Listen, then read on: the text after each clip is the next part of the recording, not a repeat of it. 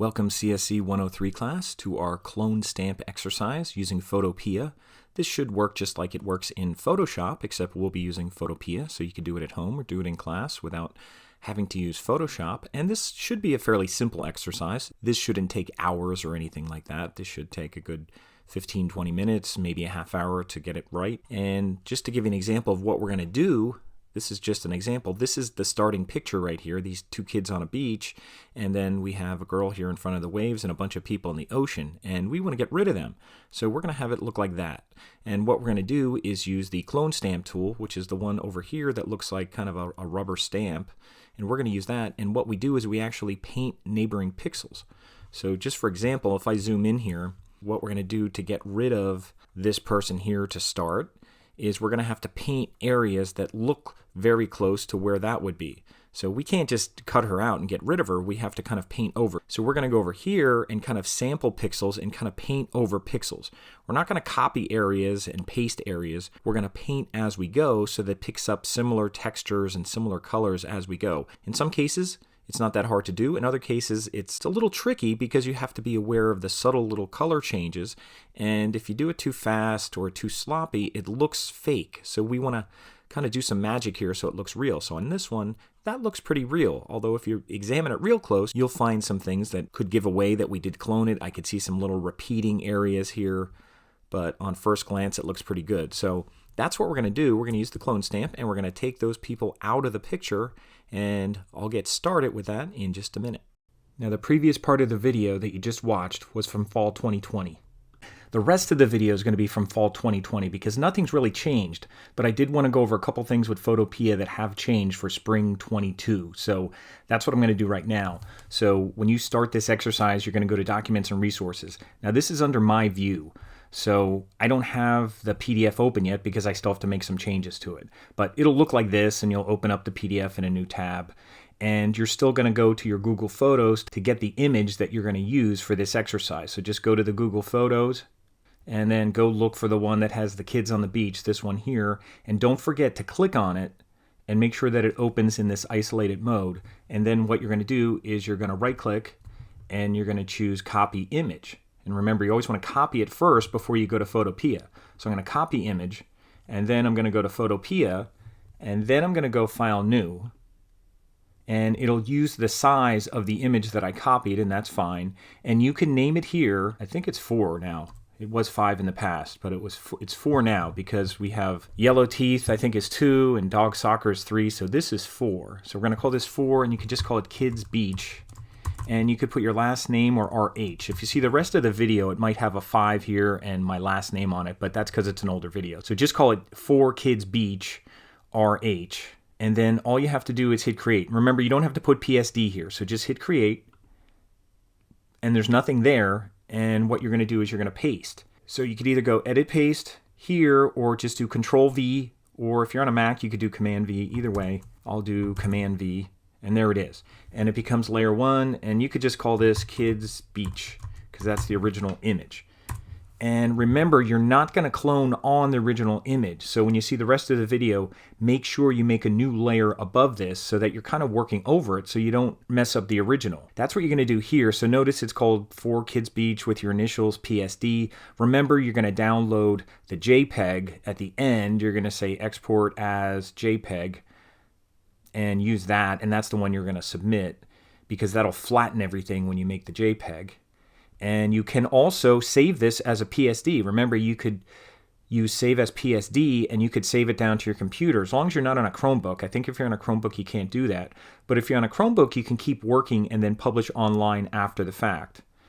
Also remember to go down here and add a new layer and call that layer cloning. And that's the layer you're going to work on. You're going to call that layer cloning.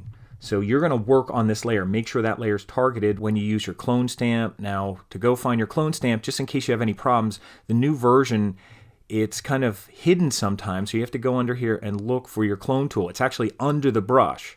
So if you're watching the old video, you probably couldn't find it. So it's under the brush. Remember that because the rest of the video, it's not going to show that. So, but it does work like a brush. So you're still going to go here and adjust your hardness and softness and your size. And remember, when you're on screen here, let me click to get rid of that thing. When you're on screen, you can use your right bracket to make the brush bigger or smaller. And you can also right click, although for some reason I have to use 2 fingers, and you can adjust the hardness here too. And also remember to zoom in. So if you're going to start working on her, her feet down here, and you're going to clone, and again, even just as I get this started, I can show this. I have a brush with around 70, 80 softness here. The more soft the background is, the softer brush you can use. And what you're going to do here is make sure that you change this source to all layers, because that will sample all the layers, because there's nothing on this layer. So make sure you do that. Make sure you make source all layers. Make sure this is 100%. Make sure blend mode is normal. And then you're going to go to your clone stamp. You're going to hold Alt. You're going to click. And then when you move over, it should show you a preview of what you just sampled. And then you can continue painting. And you can see there's a little crosshair behind you that's actually painting pixels. That's where it's sampling the pixels from. And if it starts to do stuff that you're not going over, then just Alt click again. So I'm Alt clicking here, and I'm continuing to kind of go through here, and you could even go from the other side. And I could Alt click over here and then kind of work this in a little bit and kind of fix up some of that. So you could keep going over it, and sometimes you could just kind of just click once. You don't always have to paint. And you could do some areas here if you go through this, because there's a little shadow behind her. And once you go through edges, it's a little easier to do this stuff. Then you can Alt click and just kind of paint over here. The idea is you don't want to paint over the same thing so it looks really repetitive as you go through. Same thing up here. I might Alt click here and kind of like lay that kind of on top here, and I could Alt click over here, and I could lay some stuff in here a little bit and paint a little bit. You could keep moving around and kind of doing that. Now that doesn't work because that looks a little odd. So just Alt click again. So you're getting a little preview of what's happening. And maybe I'll go over here and just kind of put some stuff in there. So whatever you need to do to kind of go over there and make the top edge of the wave. And then you're going to Alt click over here and kind of continue that thing. Now I'm seeing these same 3 dots, so I might want to go a little closer so I'm not seeing those dots of water. And I might do some stuff over here and kind of go through that person and cover up that person. I mean, it doesn't have to be perfect, especially if this is the first time you're doing it. And remember, since this color goes kind of purplish to green, I think that was the camera I used at the time, you want to work kind of horizontally. And again, a softer brush, if you're seeing little circles there, even making the brush a little softer will kind of make that a little less noticeable. And you can keep going over places. And that doesn't look too bad. And then I'll go up here and Alt click, and then I'll go through this part here, and this stuff here is pretty easy going through here. So if you have to use some other parts, just make sure that you're not repeating things that look really kind of fake looking. And the rest of the stuff should be pretty easy. So I'm just kind of clicking here, and notice that I have my finger on my Alt key and I'm continuing to click through here. So that doesn't look too bad. And if I zoom out, I still have this stuff here. You can get rid of that if you want. You could kind of do the sand from either side and get rid of her shadow. But so far that looks pretty good. There's a little darkness there that I could see. So I'm just starting that out. And remember, everything's on this cloning layer. So if I turn off this back layer, that's what I did. So I just painted on this cloning layer. So make sure you do that. So you're going to take out this stuff. You can take out any kind of shadows on the sand. And then when you're done, you're going to go File, Export as JPEG, and you're going to upload that JPEG. And I think I have all the instructions in the rest of the video. So the video is older, but everything else should be the same. So you could watch that, or maybe just what I showed right now is enough. So I just wanted to point that out. And again, a couple things just to remember is if you can't find your clone tool, it's underneath the brush. So on the old video, it doesn't show that. The clone tool is now underneath the brush in Spring 22. So if you can't find it, that's where it is. And then also make sure to make source all layers. And aligned, you can click aligned. I don't think that'll matter as far as what we're doing, but you might also want to check aligned, because that will always keep the brush with you as you go, and make sure that's normal. So everything's going to be on there. So your Photoshop file has all this stuff, but then when you export it, it's going to be flattened. So watch the rest of the video, and hopefully that'll work out okay for you. If you have any questions, let me know. Sometimes I'll record videos for people, but the hardest part is just from knowing how to Option click or Alt click, and knowing to be far enough away from where you started. You know, again, I'll just tell you one thing here. If I'm going to go over this girl here, I just want to alt-click over here and then just kind of lay some stuff over top of her. And then I might alt-click over here and lay some stuff over top of her. So already I'm getting stuff away from her, and if you see anything repeated, like that little blurb there, you can go over here and try to just lay something in so it looks a little more natural. This guy's easy to get rid of. Look at that, he's gone. If there's someone in this kind of edge of water here, alt-click there, then move over. Now don't be too close to where you alt-clicked. You don't want to go right on top of it. So I'll kind of put this through here. I could kind of alt-click over here and put this in, and you can see that's not that hard. And you might want to go over here. I'll go in between here. I'll get rid of that guy. I'll get rid of them. And here's some other waves here. Now I don't know if that's working out perfect. That's okay. See, I'm trying to keep the line working here. And then again, keep working kind of horizontal over so that the color of the water stays the same. And I'm almost doing the whole thing now, but I guess that's okay. So using a nice big soft brush, getting rid of these people, trying not to make it look too fake. And mine doesn't look that great, but it's okay. And again, you can kind of paint as you go, or you could kind of lay some areas down. Now this isn't a great job, but I'm doing it real quick because I wasn't even planning to do it. But you could go find some lighter areas and kind of throw them in, and you could even make your brush bigger. If there's any areas that don't look straight enough, you could fix it up. So if you zoom out, it doesn't look too bad. So I still got to get rid of them, but that's what you're going to be doing. So if you have any questions, let me know. That's exercise 4. This is spring 2022. The rest of the video is going to be from fall 2020, but it shouldn't be a whole lot different. One thing we are going to do is we're going to make a new layer above this right here, and we're going to do that so that we can do all our cloning on a separate layer so we don't permanently disfigure our original layer in case we screw it up. So we want to let this alone and then work on a layer above. So what we're going to do is we're going to go down to our layer palette down here and add a new layer. It's the second one right next to the trash can, and it'll be called layer 1, and you could rename these layers. So you could leave that as background. You can even double click on this name and just call it cloning. You can do that. So we could double click on that name and call it cloning, double click on that name and change the name. And now that we're going to paint on this new layer. So we're going to zoom in a little bit. We'll start with this area over here and just kind of get used to it a little bit. So I'm going to zoom in using Control+. And remember, you can hold down your space bar and kind of pan a little bit if you have any issue kind of scrolling over there. So I'll do that, and we'll just work at one part at a time. And this is just the way Photoshop works too. So we're going to use the clone stamp tool, which is this one over here. I'm going to select it, and you could see it uses a brush. It's a brush size, and if you remember from the previous exercise, if you use your left bracket, the one next to the letter P on your keyboard, you can make it smaller and you can make it bigger. It all depends what you're working on. If you're working in clouds or something where you don't have a lot of detail, you might make it a little bit bigger, and you still want to make it softer. So you don't want it really hard. So I'm going to go over here, and I can see it's at 64%. And somewhere around there between 60 and 70 is probably fine to start. If you need to get out of here, just kind of click over here. So there's my brush right now. Now I don't need the brush quite that big, so I'm just going to go a little bit smaller. Keep in mind you also have brush options over here, the brushes palette over here, where you can also do that. So if you don't want to go all the way over here, you have brush settings over here. And to make this go away, just click here. So what we're going to do is we're going to find an area and we're going to paint over. Now make sure you're on the cloning layer. I'm on that layer. And then also make sure you change this. Make sure you're not doing it from the current layer because there's nothing on the current layer. You want to use current layer and below. Or you could check all layers. But right now we'll just say current and below will be fine. And we won't worry about aligned right now. So I think we could leave that off right now. And we'll see if we need it checked as we go.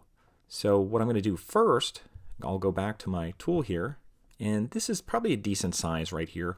I'm going to split the difference with my brush. And what I'm going to do is hold down my Option key on Mac and my Alt key on Windows. And I'm going to hold down my key, and you'll get a little crosshair. Hold down the key, and then click. And then leave go.